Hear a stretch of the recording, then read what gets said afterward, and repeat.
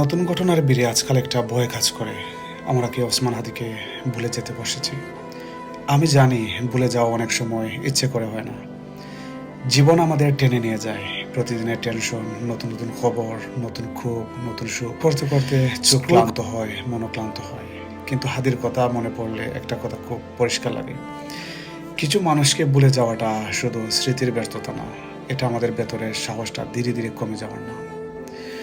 ওসমান হাদি আমার কাছে একদিনের শিরোনাম না, তিনি একটা অনুভূতি, একটা জেদ, একটা নীরব শপথ, যেটা বুকের ভেতর চুপচাপ থাকে কিন্তু দরকারের সময় মাথা উঁচু রাখতে শেখায়। আপনি লক্ষ্য করেছেন কিছু মানুষ চলে যাওয়ার পর তাদের নামটা কেমন নীরব হয়ে যায়। চারদিকে শব্দ থাকে কিন্তু নামটা শোনা যায় কম। তবু রাতে একা সময়ে কোনো এক অন্যায় থেকে হঠাৎ মনে পড়ে যায়, কারণ তারা আমাদের ভিতরটা নাড়িয়ে দিয়ে যায়। হাদিও তেমনই।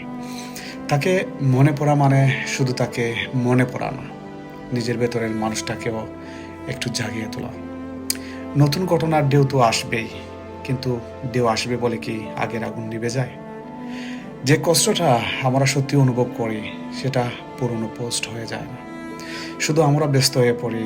আর ব্যস্ততার আড়ালে অনেক সময় আমাদের ভালোবাসাটাও লুকিয়ে থাকে। হাদিকে মানুষ ভুলে যাবে কিনা সেটা আসলে সময় ঠিক করবে না, আমরা ঠিক করব। আমরা তাকে শুধু কয়েকটা পোস্টে রেখে দেব নাকি নিজের ভেতরে জায়গা দেব, সেটা আমরা জানি।